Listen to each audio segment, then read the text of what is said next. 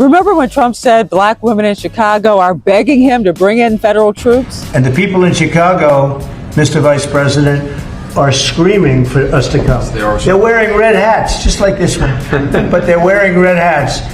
African-American ladies, beautiful ladies, are saying, please, President Trump, come to Chicago. Well, guess what? I tracked her down. You think that Donald Trump is trying to help black people in these neighborhoods? Exactly. He showed us in his first time. I can hear liberals saying right now, calling her a sellout, crazy for backing Trump. But that's what Angela Gets Answers is all about, taking you inside the minds of people who you may not know or even understand.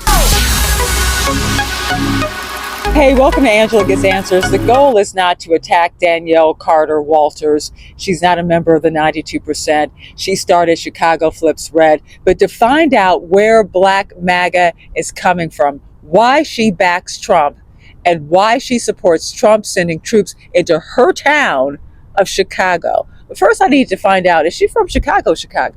Do you live in Chicago? Do you still live in Chicago? Yes, I'm right here in the hood. So you can't, born and raised. So I grew up on 75th and Exchange. They called that Terrortown back in the day, and they still call it now because it was so bad. So here's the rest of the interview. Hear her out and tell me on the other side which thing. We have been the ones calling for President Trump's help.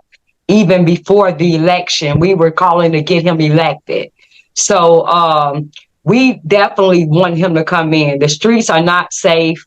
It's a mess here, far as this administration, with the governor, with the mayor. So we need help, and we're crime. Crime is up high. We can't even walk out the streets without knowing that it's a chance we're not going to make it and see our loved ones to come back home. We know that. So we need help. We're definitely in support of President Trump coming. Now, what is your response when Chicago leaders say, listen, the numbers are going down in the city in terms of some of these violent crimes? Well, we know that's a lie. We know that they are manipulating the numbers. Well, here's the most recent crime data, according to the mayor's office coming out of Chicago. Overall violent crime down around 21.6%. You have homicides apparently down 32.3%, robberies over 31%, vehicular hijackings around 49%, and you have aggravated assault down 18.1%. So crime statistics from the Chicago Police Department, they have been criticized as being potentially inaccurate and even misleading in the past. So experts are quick to point out any large-scale national manipulation is very unlikely. So what about the concern from some residents that this could lead to over-policing in black communities? The black people are the ones doing the crime. So who's really not criminals? If I was a criminal, would I want the National Guard or police to come in to arrest me? No, but I'm a law-abiding citizen. A citizen. I don't, and I'm speaking for the law-abiding citizens.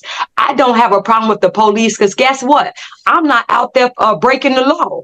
When I go, I'm not committing crimes. So I'm not worried about being harassed by the police. And if the police do stop me, hey, officer, what's going on? Well, you did this or whatever. Your tail light is out. I didn't know that, officer. Oh, thank you for now. If I broke the law, they're going to give me my ticket. I'm going to take my ticket. If I want to refute it afterwards, I'm going to do that or pay it because I broke the law.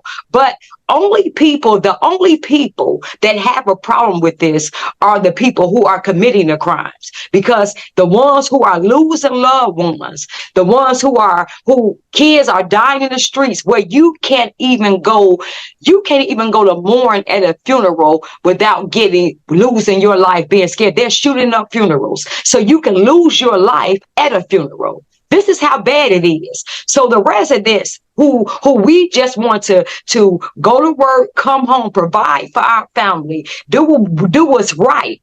We are welcoming help because we're the ones that's hostages in our own homes, not the criminals. Well, there's some people worried about, when you think of policies like stop and frisk in New York City, where you have maybe random people getting stopped and their civil rights being violated. That's what some people are concerned about when they see federal officers on the streets, maybe taking it to that level. Well, we know that First, let's say this, Pritzker. During the DNC, we just had the DNC here this summer. Why did he implement the National Guards? If they were so scared of that, fear, all of that, why did he implement the National Guards? He implemented the National Guards here to protect his politicians, the Democratic Party, who was coming in. He all the safety measures for them. They had 3 barriers of fence where you couldn't even get to them. You had to show ID.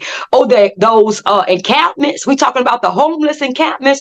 Oh, you didn't even see them. They made sure they got rid of them. You didn't see not one illegal alien in the street selling candy out there, just out in the street. You didn't see none of that. They cleaned that up. Why did they do that?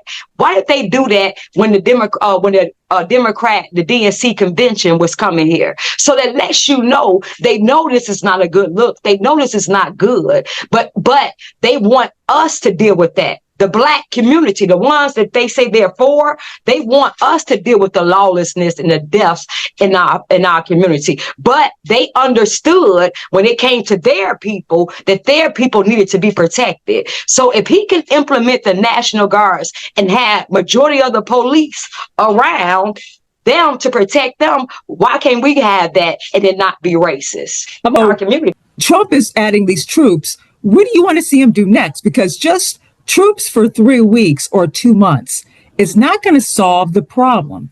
So what needs to be the next step from the Trump administration? Well, with the next step, the Trump administration that we've been asking him even before he got elected, we need a forensic audit. I hear what you're saying. I get you. Believe me, I do. But why Trump? That's why because this thing with the National Guard is only going to be for a few weeks. And why do you believe that Trump is the person to do it and even cares about our communities? Oh, Trump cares. Let me tell you something. Trump always have. See, the media made Trump out to be don't like Black people. Trump always have been around Black people and help Black people. My mother used to volunteer for Operation Push back in the 80s and things like that, right? I remember. Trump used to help Jesse Jackson with our communities, give for our communities. We known Trump back in the 80s. He was everybody loved Trump. My mother, everybody in the Black community, he was the great white hope in our community. So we're helping. Jesse Jackson praised him. Everybody praised him. Now when he run as a Republican, now y'all want to tell us he's racist. What Jennifer Hudson, why you didn't say that when your family got murdered here in Chicago and Trump was the one who reached out to you, made sure you were straight, put you in the hotel, made sure you were good. All the rappers he helped, everybody he helped get the loans. Well, let's talk about when Chicago on his first term, when everything we asked him for in the Black community, he did. What about, let's talk about what Ice Cube met with him. Biden and Harris and them didn't meet with him.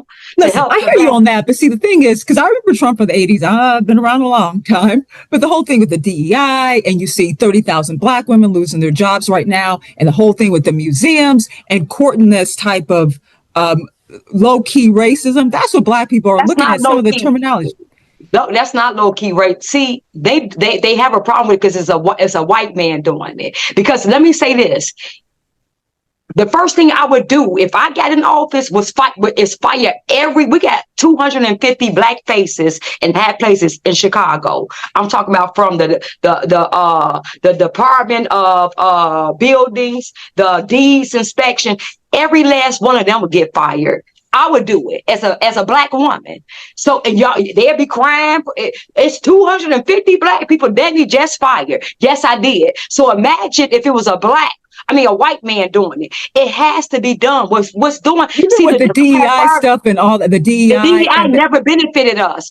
You got to understand. I've been saying this. The white liberal women been benefiting, and they brought all these illegals in. We're in Chicago, so we're a sanctuary city. You have to speak English now. I mean, you have to speak Spanish now.